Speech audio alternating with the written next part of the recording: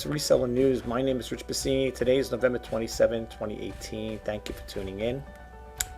I just want to start off by saying thank you to all the new subscribers who recently subscribed to my channel. It is greatly appreciated. I hope you like the content. I hope you'll come back for more. I got some windows open up here, and I'm just going to go over them pretty briefly. I don't want to keep this too long. So without further ado, let's just get right to it. The first window we have over here is from TameBay. And I do not, for those who are new, I do not read everything verbatim. I will just expand a little on the topic and move right along. I definitely would like to try to make this a lot shorter than all the other ones. So let's hop right to it. It goes on here to say eBay lose trademark case against UK Bay in order to pay costs. It goes on. This came out by Chris Dawson, November 26, 2018, which was yesterday. It goes on to say eBay lost a trademark case against UK Bay and had been ordered to pay the cost of this account amounting to 560, I guess it's pounds, whatever. Although they can appeal the ruling, I don't think it's thousands. At least it doesn't look like it to me. It says the SC Zoomedia Games applied to register UK Bay, and eBay contested with the European Union trademark. And it gives you a number over here, and it says over here, and the European Union trademark number, so on and so forth. I'm not going to get all into those little details there. I just thought I'd share it with you guys in case you want to, be on top of what's going on with eBay. I wasn't aware of this here, but again, I picked it up from tamebay.com. So if you guys want to finish reading the rest of that story, you're more than welcome to. Let's move right along. The next one is from the same company. I don't understand, Jeff. Good guy, smart businessman, so on and so forth. I don't know why this came out on by Dan Wilson, November 25th, 2018. It says Jeff Bezos considers himself as the least important person at Amazon. But Jeff, you created Amazon. You started it. How could you be the least? You're most important. I would think you're the most important person at Amazon, not the least important person at Amazon. But anyway, it goes on to say here, the founder and CEO of Amazon, Jeff Bezos, reported considered himself to be at the bottom of an inverted pyramid of importance within the Amazon organization. The example is provided as part of the staff introduction when they start at the company and is presented by managers. It says over here, it goes on to say here, the claims come as an announced report in The Guardian that it is highly critical of working conditions at Amazon. A warehouse worker in the United States says that Jeff Bezos considers customers and workers in fulfillment centers to be more vital to the organization than he is. They represent the longer side of the pyramid, and he is at the very bottom. You could read the Guardian post here, and it goes on to say a little more here, but I'm not going to get into it. If you guys would like to check it out, you know the website. Let's move right along. We have over here from socialmediaexaminer.com.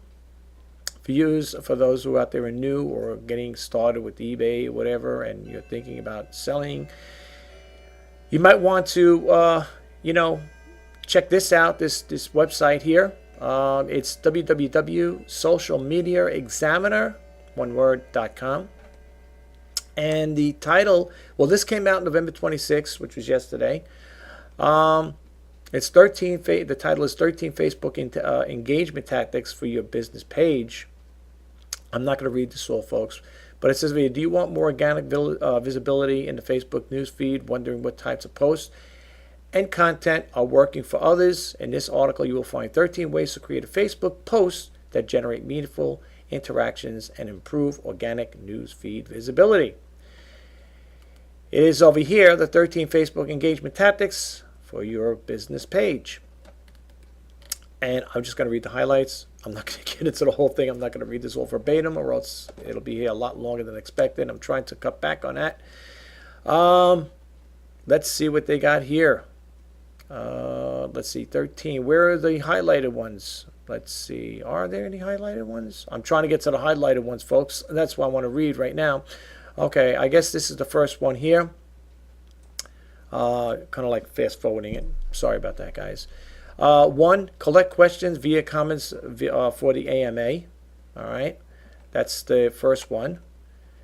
The second one is share an offer in a news feed to generate messenger connections. All right.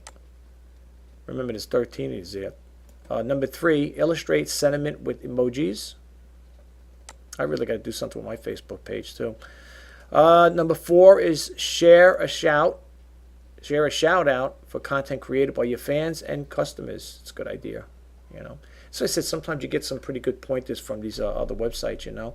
Like I said, again, I get a lot of Google alerts from different companies, e-commerce bites, retail dive. I just get a whole bunch of them, and I don't know. I go through. I pick and choose the ones that I think may be more interesting or more helpful to those in the reselling business. And it's hard because I still, even though I cleared out a lot of emails that were junk mail, spam mail, I get so many in between. It's amazing, and it's hard to pick and choose. It really is, because there is so much information out there. I mean, I literally, if I was to go through all this stuff, all the alerts I get from different companies, you know, in regards to e-commerce, this could go on for hours.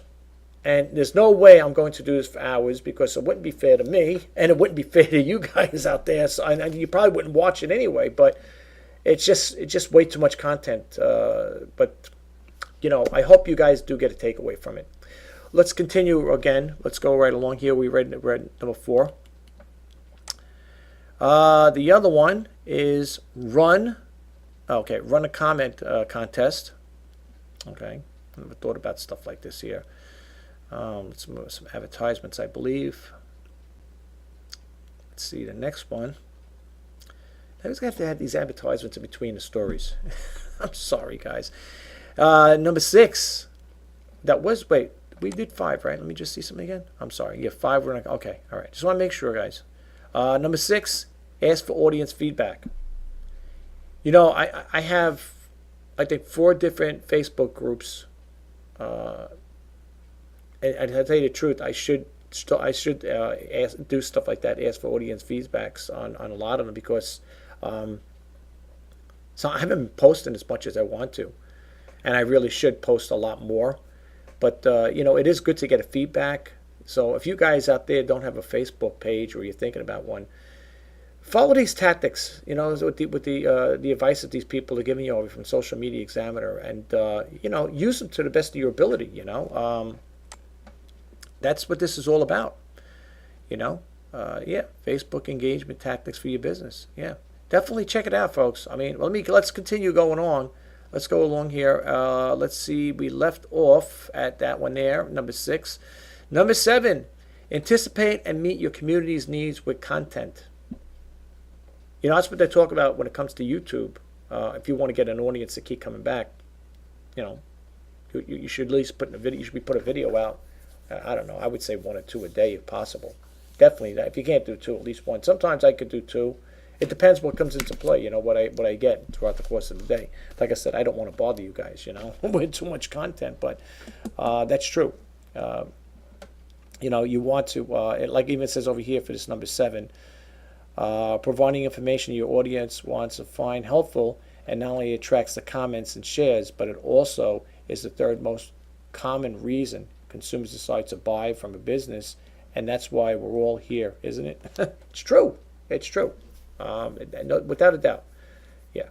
Some people will use Instagram as well to drive business to the items they're selling. I do that sometimes. I'm on Instagram as well, and I will, you know, every now and then. I don't go on Instagram all the time, but I should, you know, and try to lead a little segue into my listings on eBay to try to get rid of those things. But seriously, you know, these are things you might want to take in consideration, especially if you're getting ready to start a Facebook group. You know, I hope this stuff helped you out, you know. Well, let's move right along. Let's see, that's number 7. Like I said, we got 13. So let's see, I got here. Number 8, pose open-ended questions. What better way to get some talking than what better? Here, let me read it again. What better way to get someone talking than to ask them a question? While you want to avoid engagement bait tactics, asking a question in your Facebook post is a quick and easy way to attract response. Okay, it says you can make your questions lighthearted and fun, as in this post. Sorry, folks, getting a little tongue-tied here lately. You could check the rest of this out, but let's just keep moving along here, folks, because like I said, I don't want to keep expanding too much on one particular topic. The next one, that was 8. Let's go to 9. Where is 9? All these ads in between. Tap into what's topical. Okay, sharing Facebook posts that discuss what's happening in your audience world is a great way to encourage responses. This lets you join in the conversation that people are already having, so your presence may become more like that of a friend than of an entity that is trying to sell. All humans respond much better to friends than a salesperson. That's true. Do you guys like going to stores or like a car dealership? You go in it with your family just to look around, and right away these dealers come up to you. Can I help you? Can I be of help to you? And then that one person leaves, and then another dealer comes. Are you being helped? Oh, yes, I am being helped. Yeah, I'm just looking. Thank you. And then sometimes it happens to me. When I was looking for my car back in the day, I had about 2 or 3 dealers within the same, the dealer guys within the same dealership. I just went there to look around for a car, just to check it out. I wasn't ready to buy. I was just looking. One comes up to me. Are you being helped, sir? Yes, I am. Another guy comes up. Oh, do you need help? I go, no, I'm okay. Third guy comes up. If there's anything you can do, if you need us, just. I said, look. I finally, the third guy said, look, I'm here to look. I said, I'm not ready to buy. I said, if I am interested, I will come to see one of you salesmen. But please, let me look around first before I make any decisions. It's true. It's the same thing with this here. You don't want to constantly, post stuff up there. I mean, even on my Facebook group, the eBay Top Rate Sellers group, I don't always put stuff up there on eBay, from eBay onto my Facebook group, because I feel like if I keep throwing too much stuff out there, I might tend to lose the members I have that might think, oh, this guy's trying to sell. Although I do allow my members, I think I'm up to 1,187 members right now, or something along that line. And I do let people post up there. They could post up there, but it's funny. It's my group. I started on the admin of it, and I don't even post that much stuff up there. But going forward, I will probably be posting more stuff up there. Look, I let everybody else in the group do it. Why not? And if you want to join the eBay Top Rate Sellers group, you are more than welcome, and you are more than welcome to post your stuff there for sale that you're selling on eBay on there. Okay, so keep that in mind.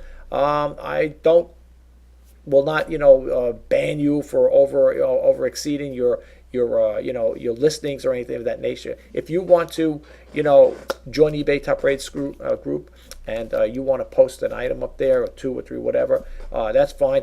Just don't overdo it too much. I mean, I don't want to, because I check it out every day, check these groups out every day. And I don't want to go on there and look and see, that from one person, he's got about 40 listings on there. I want to try to keep it where everybody could do a little here, post a little here and there, you know what I'm saying? I want to keep it an open forum, but at the same time, I want to be fair to everybody else. I don't want just one person hogging it up with everything anyway. There are groups out there where you can sell your stuff too. There are all the Facebook groups myself that I've seen from affiliates. They say, well, you could post, it's free posting, you could post your items and they're free. I tried it on some of those other Facebook groups, but something, I never really get too much traction on it. But it's something to consider, I mean, you're getting your name out there, you're trying to build a brand, so don't worry, check it out. Anyway, we're on number 9, and let's move right along here. A lot of advertisements in between, folks. I do apologize for that. Number 10. Talk about community involvement and impact beyond business. People love business that stand for more than just making money. On your Facebook page, share updates for nonprofits and support fundraising activities you're involved with as a business or any community project you're working on. Okay, so that's number 10. These are good. These are pretty good tips, I think, by the way. For me anyway, I think so. I don't know what you guys think, but I think so. Number 11. Invite the world to laugh with you. That's right. What's that old saying? Laugh and the world laughs with you. You cry alone.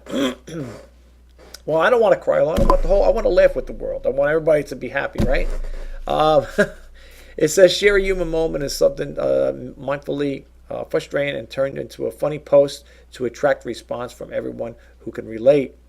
The key here is to know your audience really well so you understand their pet peeves. In this post, Benefit makes lighthearted fun of themselves and all of the other Instagrammers who have tried to create the perfect boomerang clip. All right, so this one here, this is a post here that they put on here, and they actually put a post on here. The Cheers boomerang. This one doesn't make the cut. Okay, you can check that out. A boomerang clip. Okay. Anyway, you can check that story out if I can move my mouse cursor here. All right. They have things in between here, folks, but I'm not going to read in between. Like I said, it'll take too long.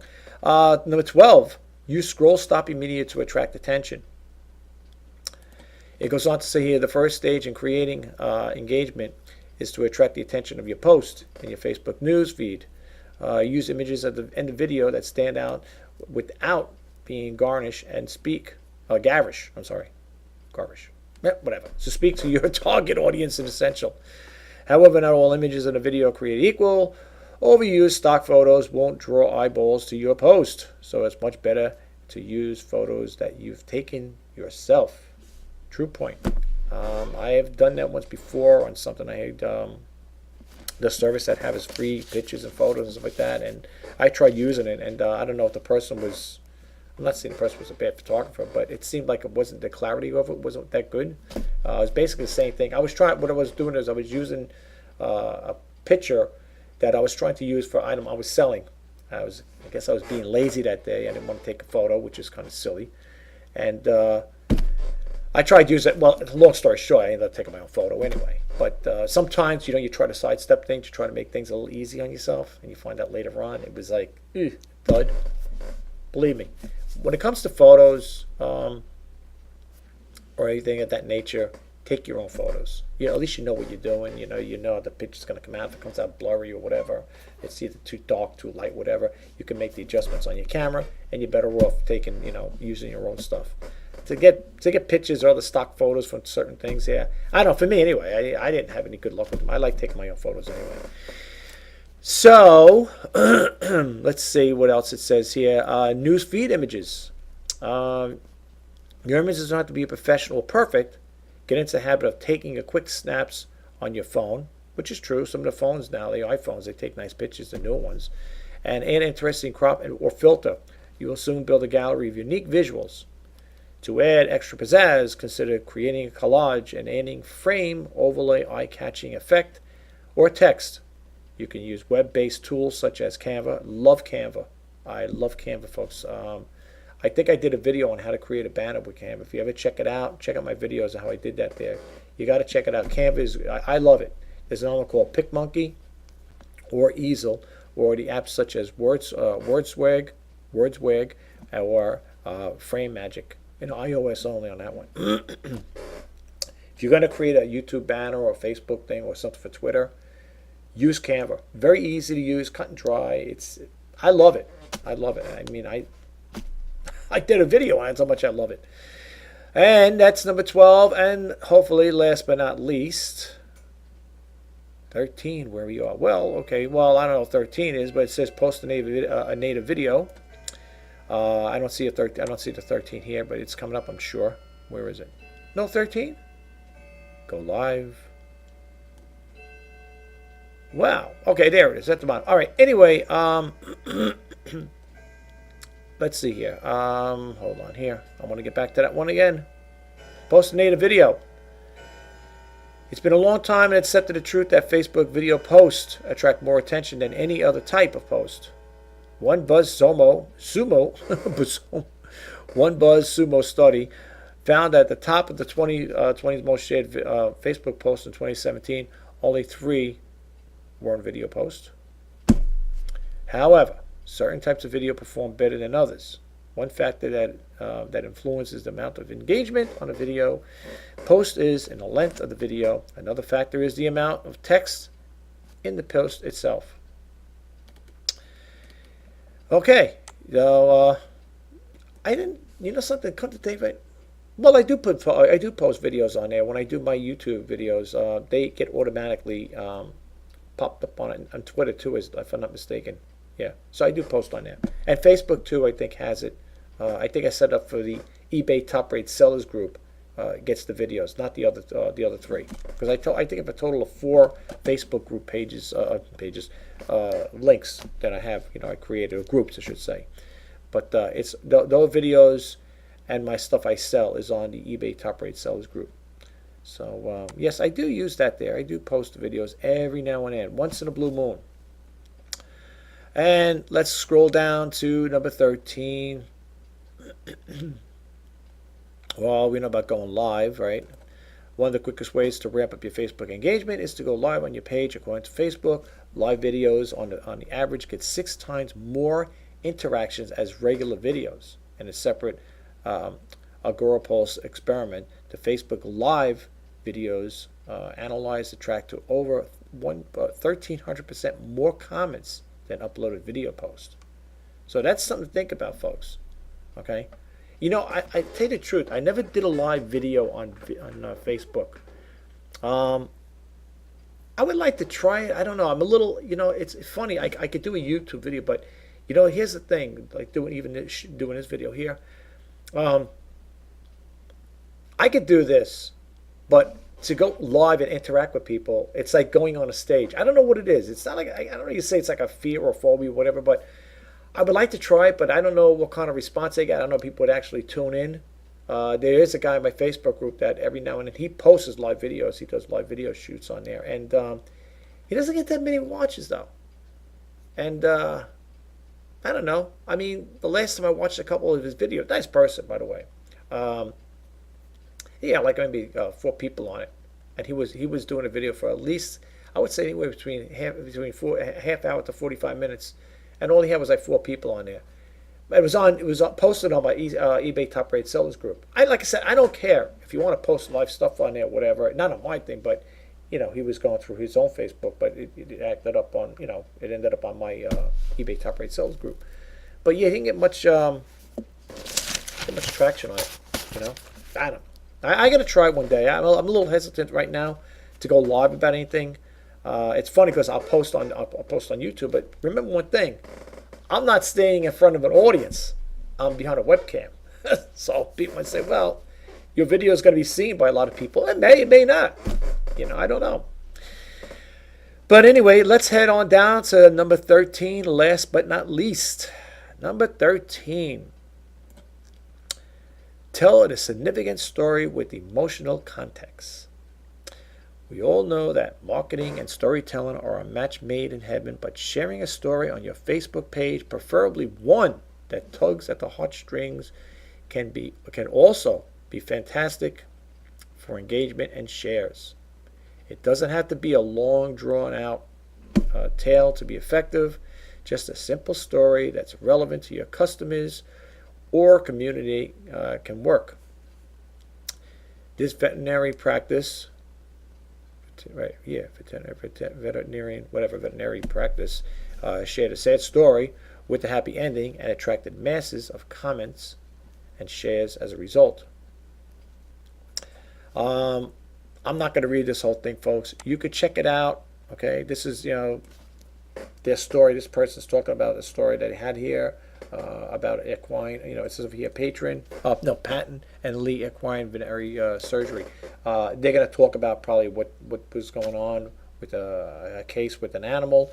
If you want to read that, I'm not going to get too much into it, folks, because you can see there's a lot to read here. And I don't know, this. I like Social Media Examiner. That's what this website's all about. If you want to learn more about it, sign up for their emails. You'll get updates every time they put out new stuff. You could check it out. They have things here, how-to tools, expert interviews, research, weekly news, getting started, and so on. Then they got the show, social media marketing podcast, social media marketing talk show, the journey, you might want to check it out. I subscribe to it. I get this here. I love it.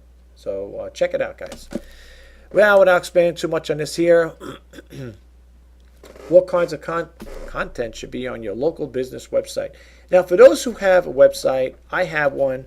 I don't want to get too much into this as well, either, because like I said again, I don't know if a lot of followers that do follow me on this YouTube channel do have websites. If you don't, you might consider getting one. It's a good thing to have. I mean, you could, do blogs on it. You could put your own videos on it. It's got a lot more perks than it does negatives. You know what I'm saying? It's got. I think so anyway.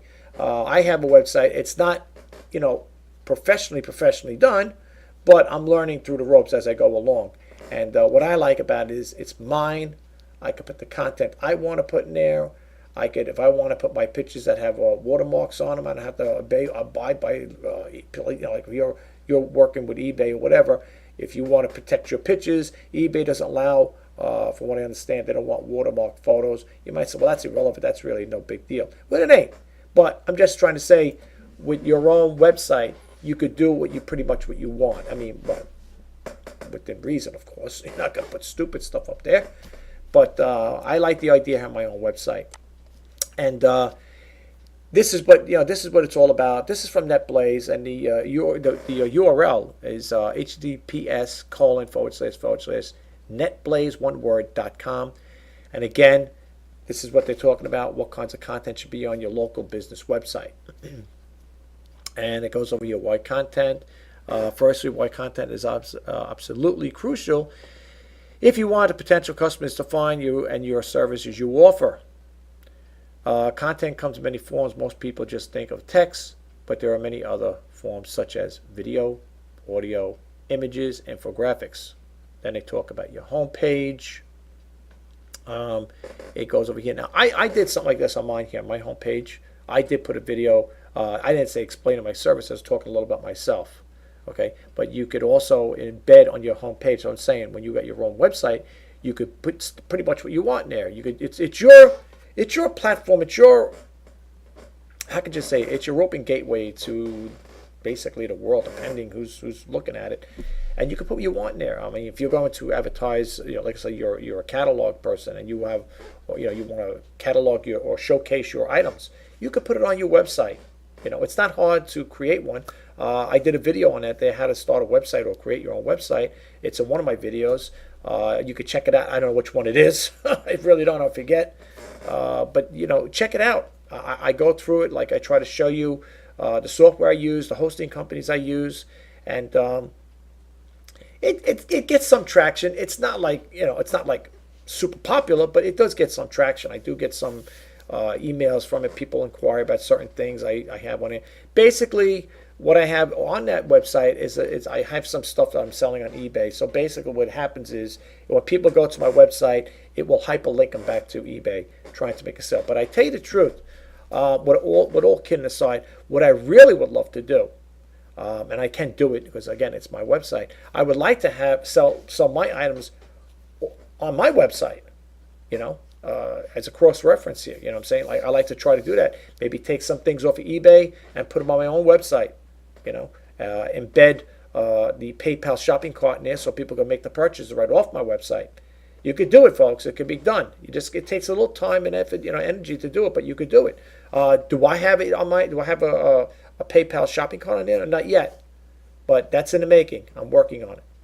But that's what you want to check out. But here again, on your homepage, a video explaining your services, call to action, social media links, content information, link to contact us page, links to your policy. You could also include in the footer section of your site. I also have that. I have information like that. If you want to contact me, what do you call it there? I do have a social media links, on one of my pages where if you want to contact me through Facebook, Instagram, whatever, you could do that as well. And the contact information is very important because I have gotten contacts from people by putting that up there, the about me and the homepage, or contact page. It does help. But you can do so much. And about us page, again, you talk a little about yourself. I have an about me page on my YouTube, on my Facebook group, Well, that too, I do talk a little bit myself on that. On my website about that there, about me, how I started, how I got into it, and so on and so forth. Not a lot. It's pretty cryptic. I didn't write a manuscript on it or a book on it, but I talk a little about myself, how I got involved with selling on eBay and how I got into e-commerce. Your services page, what services you offer, right? If you are a service company that offers services with different things, maybe you're a person that does you're into the plumbing business, or you do carpentry, or you're in some kind of service of that nature, and you want to put up an ad up there. Hey, this is what my service is, my business hours, so on and so forth. And of course, your contact page, what we talked about before. Your clients need to know where they can contact you, how and where to contact you, right? Make it obvious. Don't hide your details where no one can find them. You won't win any clients that way. And then it says, here's what you should include where possible. Your email address and or contact form, telephone number, address, a map, if you're a brick and mortar business, which makes sense. Opening hours, social media links, okay? I did put, now the next one to talk about over here is testimonials and reviews. I put on my Facebook, I keep talking Facebook, on my website about the reviews I have from eBay. I put on the positive ones, of course. Right now, as of now, I don't have any negatives. I hope to keep it that way. And I just copied and pasted them. I put them on my website. So when people go there, they check it out and say, they can also read the comments that people have left from purchasing items from me. And your policy pages. But reviews are very important too, your testimonials and reviews. So make sure you get that there from people. If you have, if you are selling stuff on your website and people had a good experience, ask them. Say, could you kindly, respond to it there, or can you put a review on there? Would you please comment how my service was, and so on and so forth. That would help, believe it or not. Then your policy pages, okay? Policy pages are really important to include on your website, even more so with the GDPR regulations that came into force in May 2018. I'm not sure what the GDPR is again, folks. I'm not really sure what that is, so I'm not going to just throw it out as an acronym for something, but I don't want to just sit there unless I know what it is. You can look that up yourself. Let's have a look at some of the policy changes, policy pages that you should include on your website. Your private policy. Okay, it's always good to tell them that your service, that your email addresses are not going to use. It's going to be for you, and you're not going to use the data for any third parties. You've been sharing with, which is that's a no-brainer. The terms of use. Again, although not legally required, it's always a good idea to have a term of use page, sometimes known as a terms of service or a disclaimer. Those are very important things to have on there, as far as I'm concerned. Images, okay. Your images throughout the website are forms of content too, so don't neglect them. Okay, stay away from stock images, we talked about before, where you may think they look professionally when in fact the client was seeing something, wants to see something real.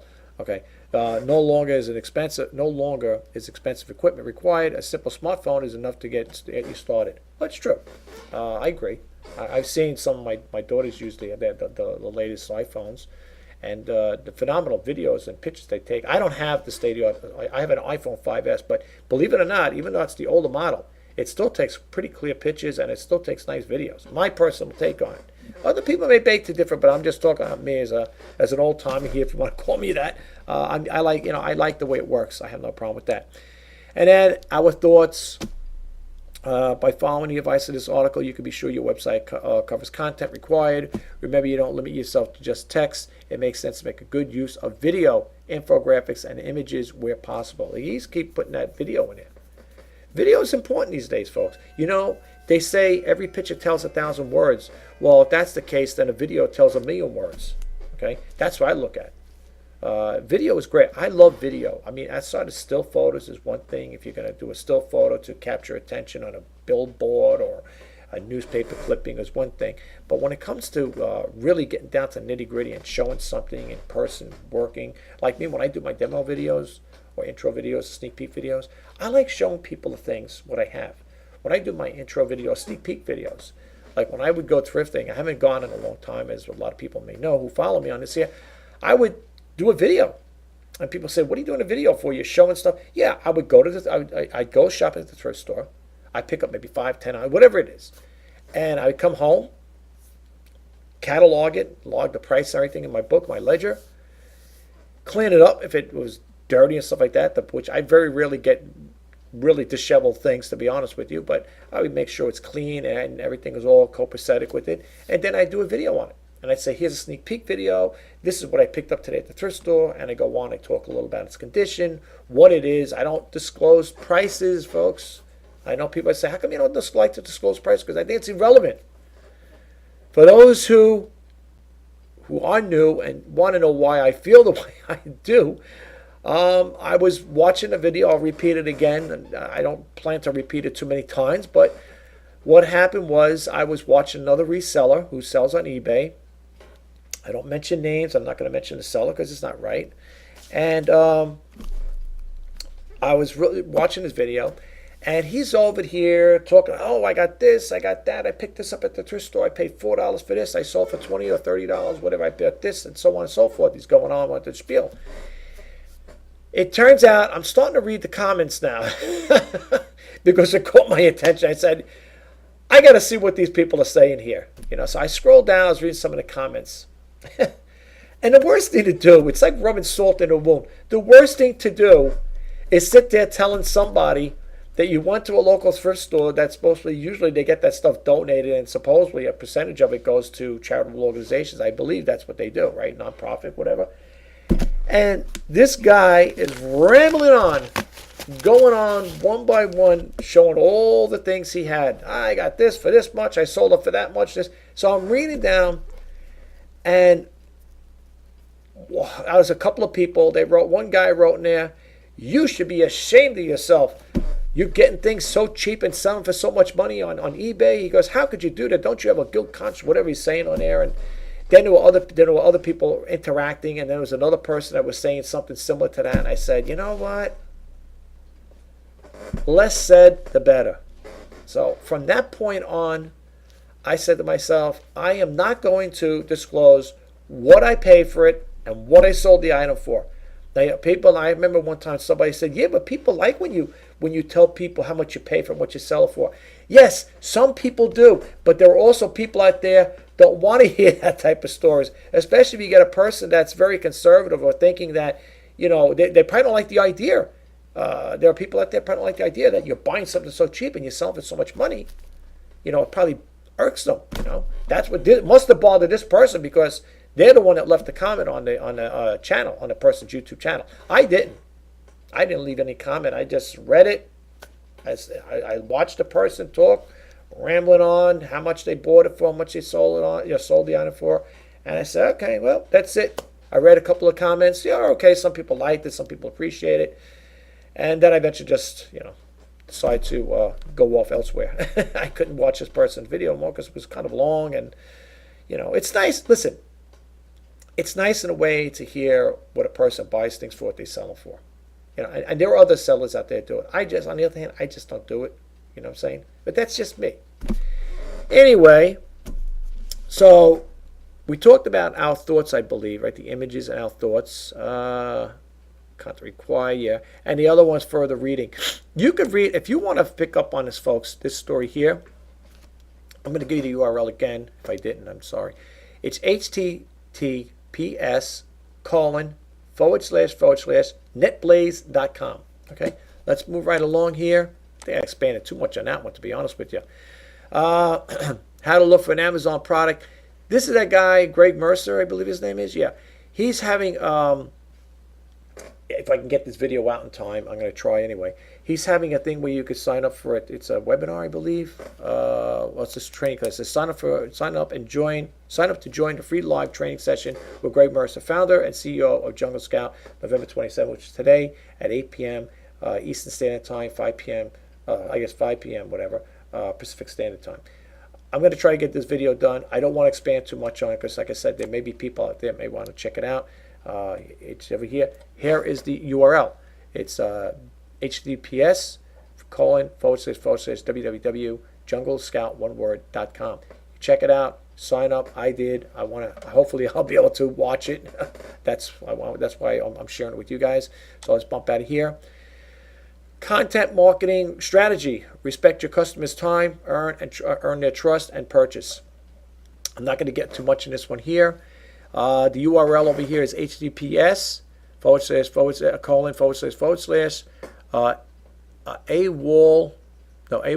Academy. Okay, awolacademy.com. All right, check it out. It goes on over here to say it's going to get the highlights here or whatever highlights there are. Earn their trust. Okay, give them the results in advance for free. Carrying leads conversions. And I think that's the only ones that talk on. And then you could also, if you want, download this book here, Learn How to Make a Great Living as a Freelance Marketer. Download your free step-by-step guide to discover how to work anywhere in the world, how to get paid 24/7, even when you're sleeping. The exact tools, strategies, and systems to create a life of fortune, fun, and adventure, and so much more. Okay, well, hey, if it works, kudos and more power to you. Let's bump right along. Folks, for those who know me or know a little about me, I just want to share this. Hopefully I can do it quick. I want to share this with you guys real quick. I did videos. I think one video or two videos on credit, how to save your credit, and the reason why, or how to get out of debt and so on and so forth. The reason why I'm sharing this with you guys, I've been in that situation. Okay. When I lost my job, I went through 2 layoffs and 1 company bankruptcy. Not my company, but the company I worked for. And when I lost those jobs, I wasn't able to. Well, I didn't lose them all at the same time, of course, they're different companies. But when I lost my job, I couldn't afford to make the payment on the credit cards, what they were asking. So I had to, call up contact the credit card companies and ask them if they could work something out with me because I couldn't pay the amount of money, the monthly fee they wanted on a monthly basis. I didn't have that money collected unemployment. It was really a nightmare, folks. And I am a stickler when it comes to. I don't own any credit cards. I use all debit cards whenever I make purchases. I know people say that's kind of crazy. What do you do? Well, the thing is, I'm very frugal. Number one, I'm conservative. I was in credit card debt. That's what I'm trying to say. That's why I'm anti-credit card. I don't like credit cards. I hate them. If you look at the world, it's in trillions of dollars of debt because of credit card. I'm talking about that's how much credit is out there. People like to always flip out the plastic. Okay, they want to take out that plastic. They buy something. They want to buy it on time. I grew up. My parents grew me up. When I grew up, my parents told me, if you want something in life, you got to go out and work for it. If you don't have the money, you work and save. If you want something bad enough, you go out and work for it. And that's what I had to do. I had to grow up to be independent. But what happened was, people said, well, so much for that analogy, right? You work, taking your parents' advice. I did take my parents' advice, and I did come out ahead of the game in the end. But what happened was, as you get older, you tend to have more needs. Okay, I bought a car at the time because when I was going to college and going to school, in high school and stuff like that. I needed a car to get around. How was I going to get to school and stuff, right? I had to go to college. I had to drive. What I could do, ride a bicycle. It was too far away, so I had to get a job. And when I was working, I ended up making enough money to pay my parents, put money into the house, And I got my own insurance when I was 18 years old, and I bought my own car. And not expensive one. I bought something back then. I bought my car in the 70s. Back in those days, you can get a car for under $1,000. It was an old Tin Lizzie, but listen. It got me to and from where I had to go, and the car was paid for. But anyway, I've been in credit card debt. I've been there, and I don't want to see people go through it. So I just want to go through these here. There's 7 of them, I believe. It says this is about how it destroys your credit score. Okay, credit score, folks. Just to give you a heads up, if you're going to go for a house, a mortgage, whatever, cars, make a car, to buy a car, they are going to go by that credit score, folks. This is very important. I can't stress enough. When I got laid off my last company, I was working in the finance department. I used to do Dun & Bradstreet credit reports on the customers. Okay, and if we seen that they were 30 days, 60 days, or 90 days late, we would decline them. Or if they did get it, they asked for a certain credit line, it would be locked down. They wouldn't get, like, if they were asking for like $10,000, we would give them $5,000. You know what I'm saying? So a credit score is very important. And don't let nobody tell you different. Okay, well, you have a bad FICO score. Okay, you are going to go, if you go for loans, trust me on this one here, if you go for car loans or a mortgage, they're going to look at that. You know, whenever you go to these places for loans, they'll tell you, like my bank, when I was applying for the house, they said we're going to do a background check on you for credit. Do you have any problems with it? No, you sign the paper, let them do it, right? And it'll come back yay or nay. If it's bad, if you got bad credit, you are going to get a higher interest rate, and therefore with a higher interest rate, you're going to pay that much more money every month out of your pocket. Okay, so please, a credit score is very important. All right. I don't want to expand too much on this, but I didn't give you the website. I want you to check this out if you get a chance. It's going to go through them hopefully quick. It's https:// realdaily.com. Okay. Now you see the title. These bad financial habits are destroying your credit score. This was posted November 23rd, 2018. So this is this month. Okay. Let's go right to it. It's a slideshow here. I'm just going to expand a little on it, and we're going to go. I think there's a total of 7. Okay. Now, here's what they talk about. Oops, let me move this back right over here again. Okay. First one, missing bill payments. Okay. Your payment utility, it says over here, your payment of utility cell phone provider bills are not reported to the credit score. However, if you miss too many payments and become delinquent, your bill could be referred to a collection agency. Along with harassing calls, your payment delinquency could end up on your credit report. Check your mail habitually and pay all your bills. That's number 1. Okay, so let's move along. I don't know if we're going to expand on all these here. I mean, as far as like read them all, let's see. It depends how much text there is. And my computer is so slow. Is it going to go here? Okay, I'm sorry, folks. Here is another one. Throwing away parking tickets. If you don't, whatever. If you don't break the law, you don't have to worry about parking tickets, speeding or whatever, passing red lights. Throwing parking tickets into the trash is a bad habit that needs to die hard for the sake of the liberty of your credit report. You can be summoned to court or arrested for unpaid parking tickets. Also, your bill to the city would be referred to collections, which can then show up on your credit report. So that's another thing that can hurt you. That's 2 out of 7 so far. Okay. Here's another one here. Number 3, exceeding your data allowance. No one enjoys paying for data overage fees, but it happens every now and then, right? Or like any of your bills. Should you stay within the data allowance and pay on time, you risk higher bills. Penalty fees and service and disconnection are all bad financial habits. If you can't pay your bill, the collection agency may be called in again, and at that circumstance, and that is the circumstance that will show up on your credit report. Okay, that's 3 of 7. These are things that could hurt your credit score, folks. That's what I'm trying to tell you. And let me tell you something. Don't let people tell you, oh, it doesn't matter if you have a bad credit score. Trust me, I've been through that already. I know. And it's a nightmare. When I went for my car and I had such a bad FICO score, I was looking at my friends who had good scores. They were getting like a car loans like, I don't know, 3%, 4%, whatever it was. You know what mine is? I don't mind sharing it with you guys. Mine was 13%. That's how much my interest rate was on my car. 13%, folks. And let me tell you something. When you got a score like that, a credit score like that, and you're at the time I was working temporary jobs like that, you're not making top dollar, that really hurts. It really hurts. But I needed a car. My other car died. I had to get one. And 13% is a lot. That's a lot for a car payment. And why? Because I had a bad credit score. Not by choice, because I lost my job. I couldn't afford to make the payments, and it set me back. I just don't want to see people go through that, folks. I hope and pray to God that you guys don't ever go experience that there. I wouldn't wish what I went through on my worst enemy. And that's why I do these channels. That's why I do this YouTube channel. It's not about the reseller news, but it's also help people out. So please, if you're in a situation similar to mine, try to help yourself out, because in the future it's going to pay off, hopefully. And as far as having a whole bunch of credit cards, if you got a lot, I had a lot. I had, I don't know, maybe 10, 15 credit cards, and I got rid of all of them. Now I just use my secured MasterCard, which is my money, and I use debit cards to pay all my bills. So please, don't get yourself in a situation like that, folks. Please don't. This one here is not communicating with your credit card company. This is what I had to do, folks. If you know you'll be experiencing imminent financial hardship, which I did, I had to claim hardship. Contact your service representative from your creditor. There may be a debt relief program designed to help you, and I had to use one of them. And I think that's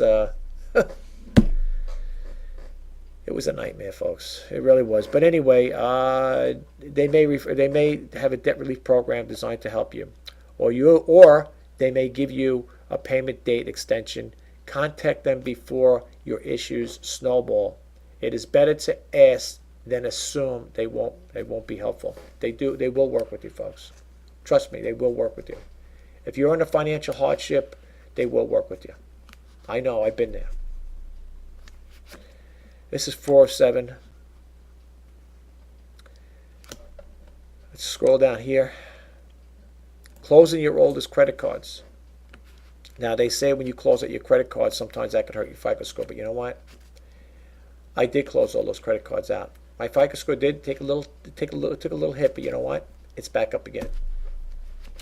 I think my last time I checked my FICO score, which I think is pretty good considering, I think it's like 786 or something like that, something along that line, which is not bad. They tell me, oh, how great you are, how good your score is, this, that, and the other thing. Yeah, I have no credit card debt. I got rid of all my credit cards. Why? Because I'm frugal, I'm conservative, and I buy out of necessity. I don't buy to say I have it. So anyway, it says over here, closing your oldest credit cards. Your credit card history extends from the present day and all the way back to your first credit purchase. So think about it. If you close your oldest credit cards, you could potentially erase a large swaths of your credit history. It could tank your score and make your credit history look shorter than it is. Folks, what they're saying here is got validity to it. But I could tell you one thing if you want to help yourself out. Now, I was told from I'm with the credit union. I'm not with a commercial bank, but they had financial advisors to help us over there, and I was told by one of the representatives at the bank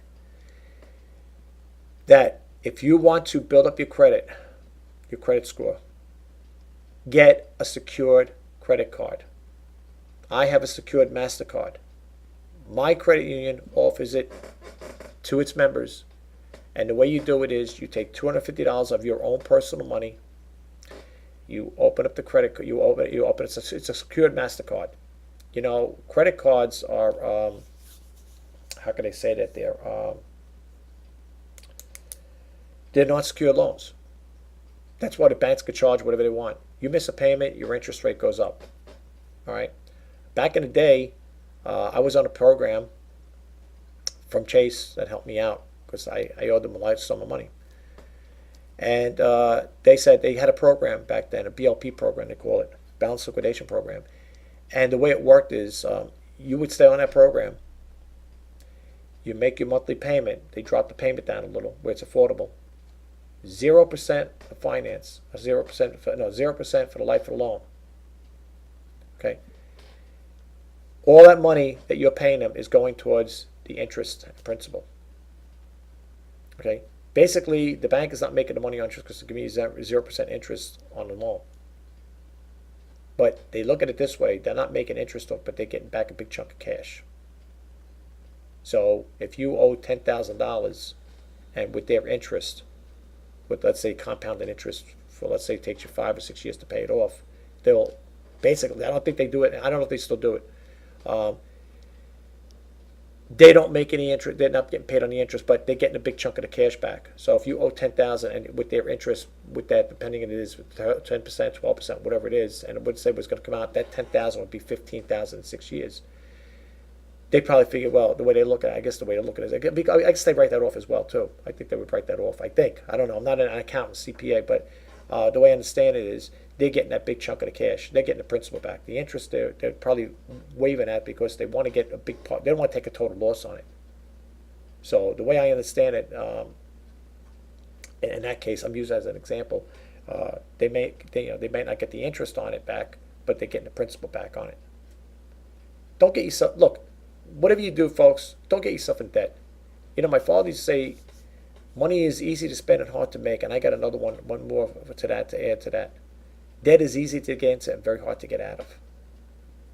Please, listen what I'm telling you. I know I've been through it already. I don't want to see you guys go through that. Think about what I'm saying. Read this. If you don't want to listen to what I'm saying, at least read this stuff then for yourself. Okay, please, at least read this stuff for yourself. So that's 5 out of 7. We're coming to the end here, folks. Next one is communicate. Well, not this one here. Not using your credit card. Not using your credit cards. Okay, as long as you use them. Okay, this is number 6 out of 7.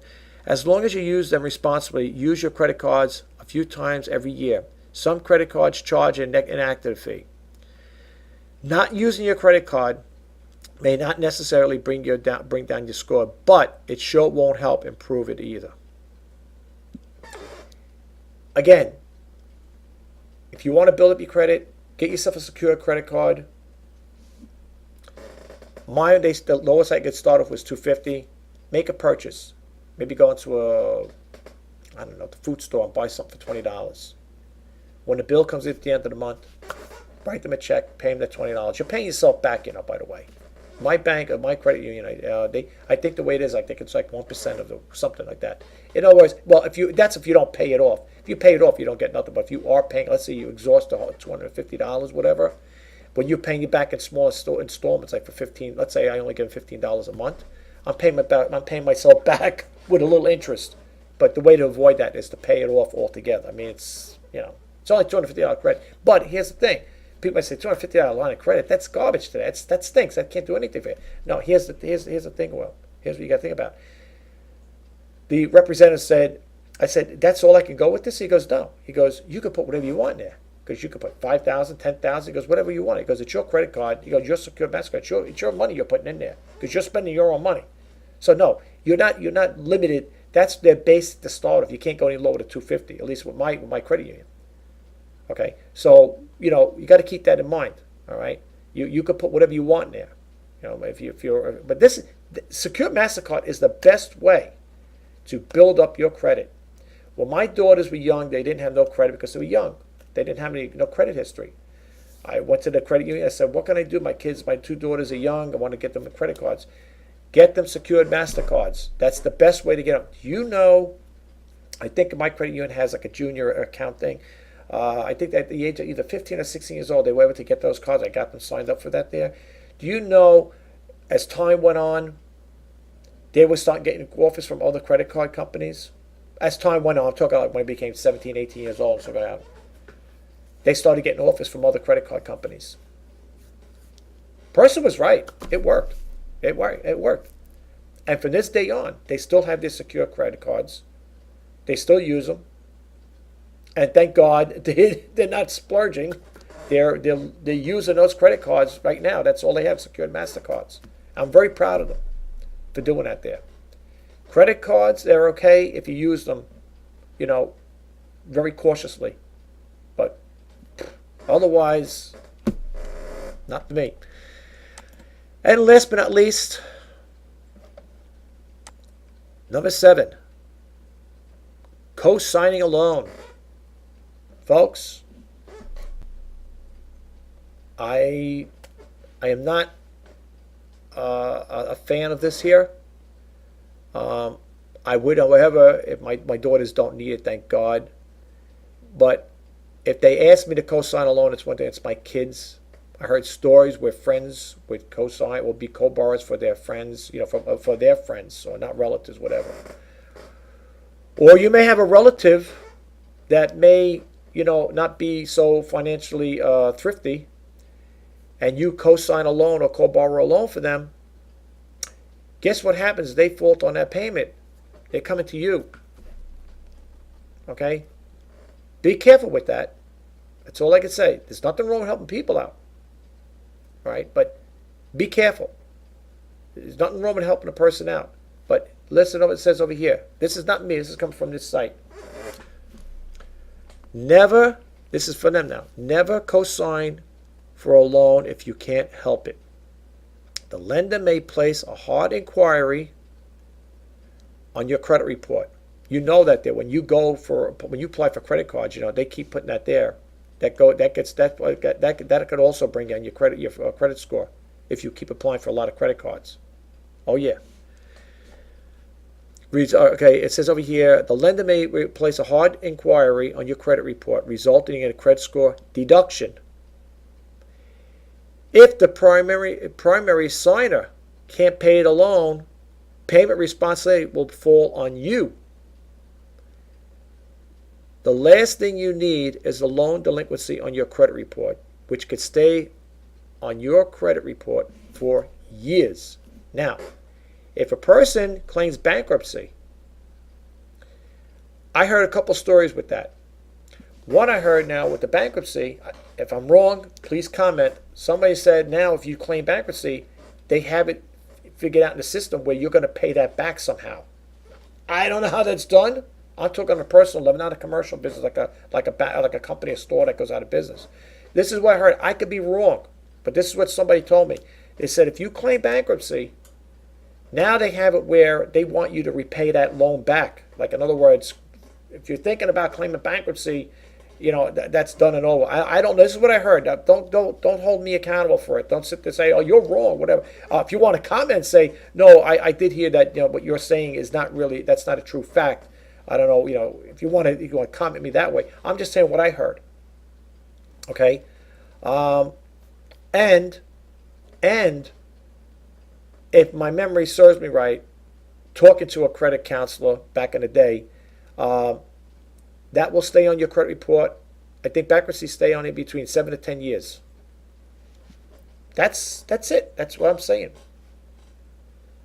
There's so much, you can get yourself in so much financial debt, folks. And I'm just going to leave it at that. This is the top of it, the title.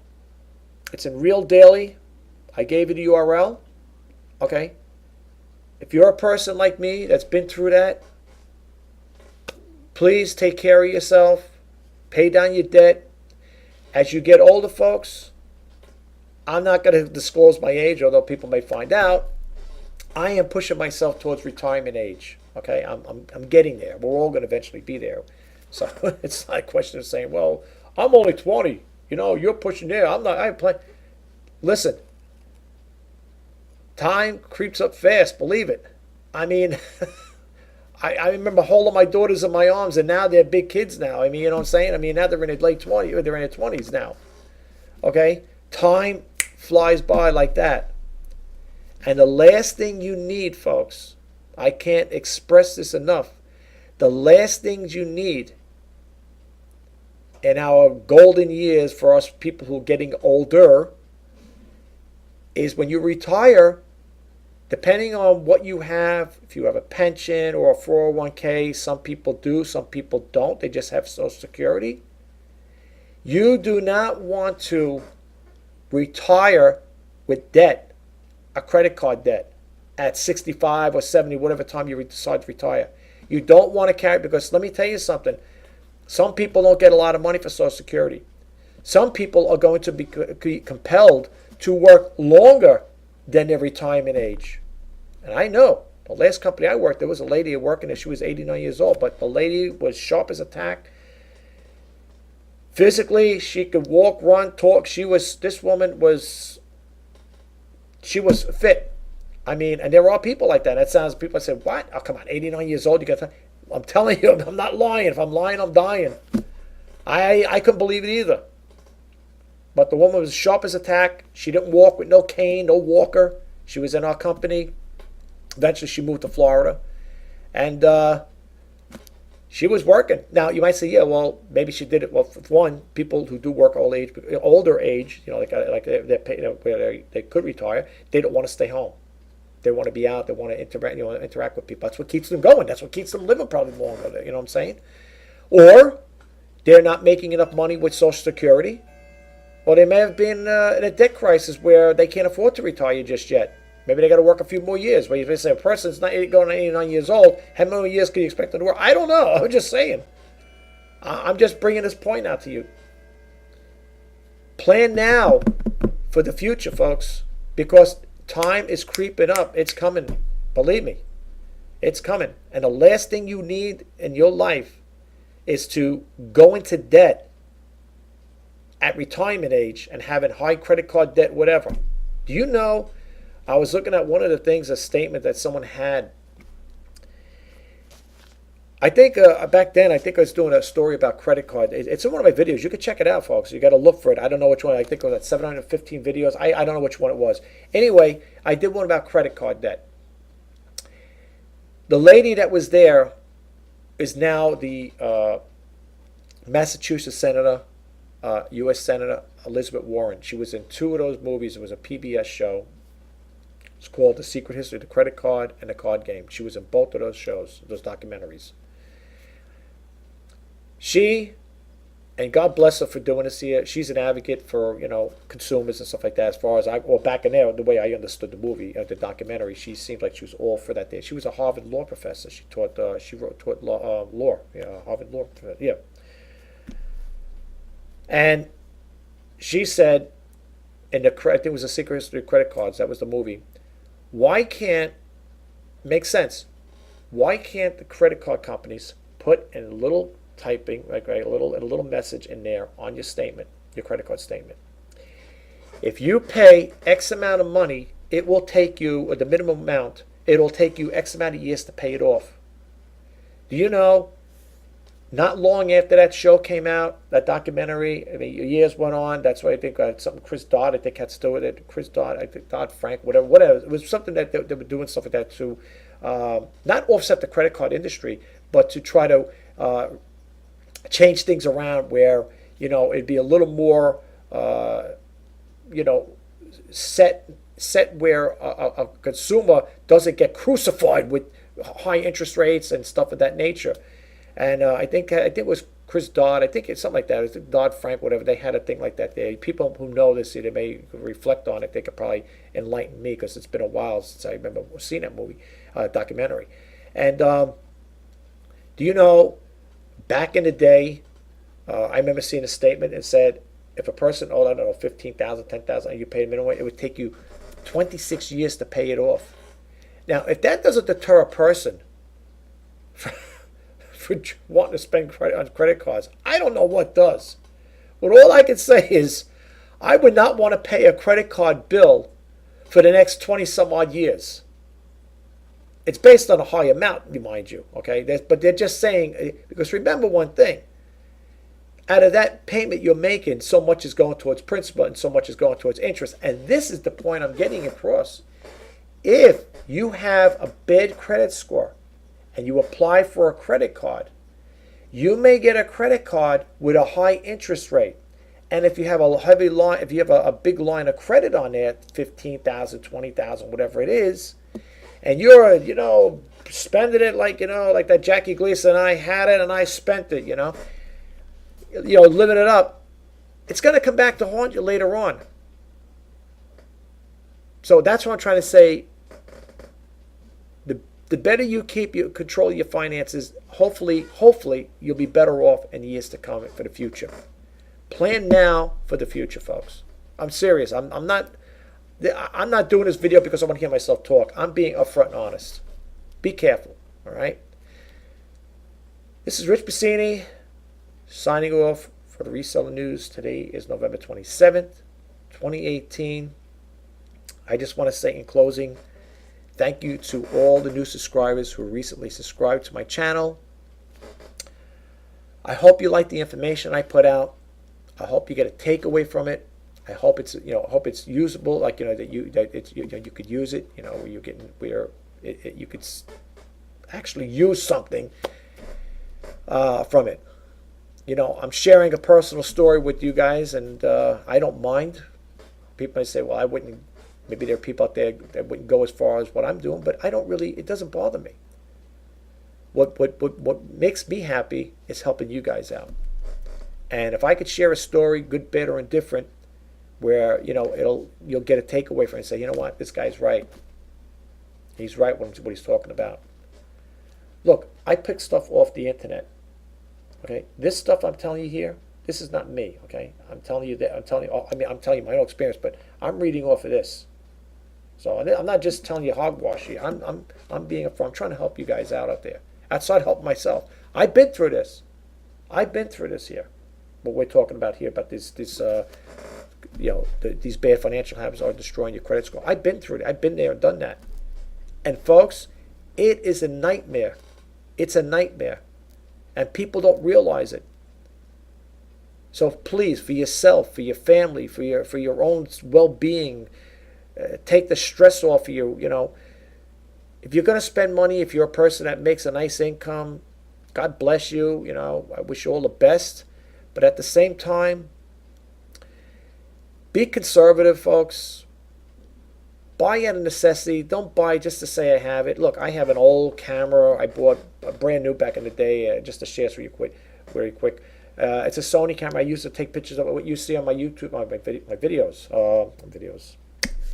eBay listings. Those pictures are taken with the camera I bought back in the day. It's a Sony. I love Sony, but I like two products I like.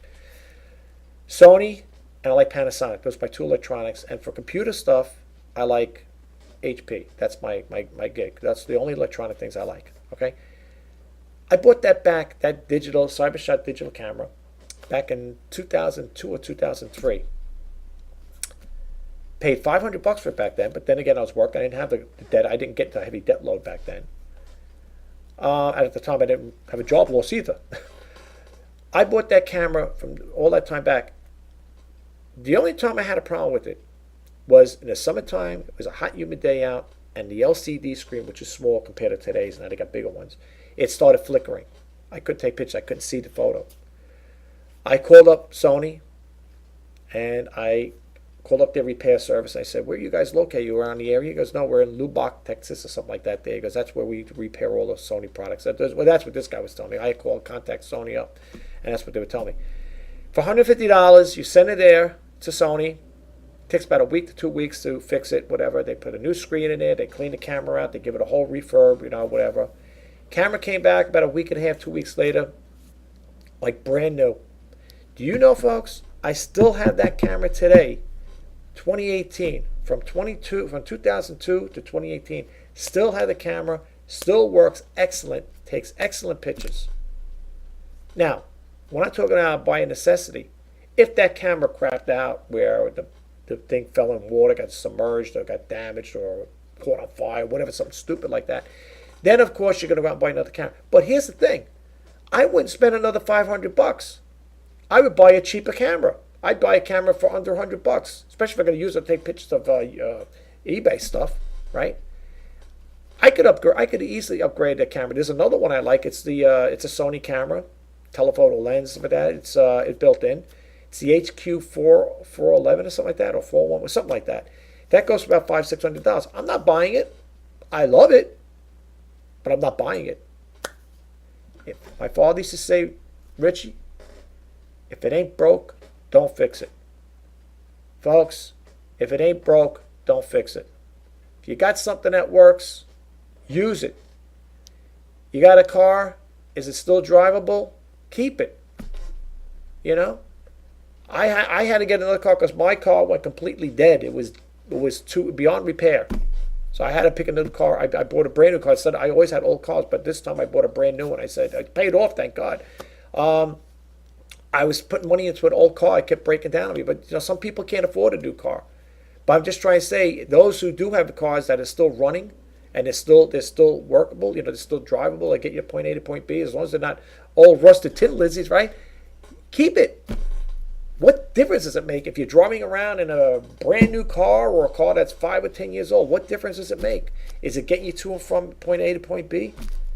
People could spend so much money out there buying things that are not necessarily, buy it a necessity. Buy it because you need it. Don't buy it and say, I bought this because I have it, or I want to have it. It's nice to have. You ever hear that? It's nice to have.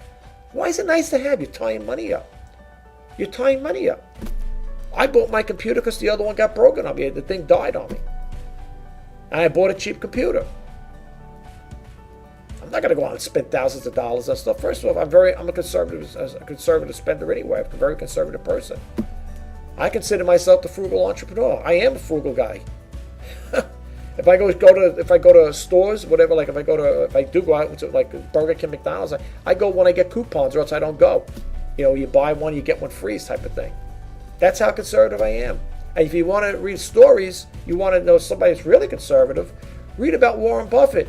What is he worth? 89, 98 billion, whatever it is. You think I'm conservative? Read about him. Here's a man that can buy anything he wants. He can go to the most fancy restaurants in the world, travel around the world, buy houses around the world, and a guy eats at McDonald's. Read the story on him. Type in there, do a Google search, is Warren Buffett a frugal guy or frugal spender or whatever? You'll see what I'm talking about. And you'll say, wow, I can't believe it. And these things aren't being made up because he's being interviewed. Okay? So people may look and say, you're frugal that way? Yeah, so is he. And I got news for you. There are a lot of other billionaires and millionaires that live a lot frugal life than you could even dream of. Believe me. You might say, yeah, but they do have nice. I'm sure they do. But read some of the stories of these. Type in, do a Google search about frugal entrepreneur or frugal business people or frugal billionaires or millionaires. You'll see what I'm talking about. Anyway, guys, I hope this video helped. Sorry to rant on. Thanks for sticking around, hanging in there. This is going to probably be another long video because I did expand a little too much. I can just see it right now. It's going to be a long video. I am so sorry. I hope you get something out of it, though, really. Don't forget to please like, comment, and share. Please subscribe to my channel. And most important, hit that bell notification icon so you'll be updated when I post new videos. Thanks again, guys. Until next time, bye-bye.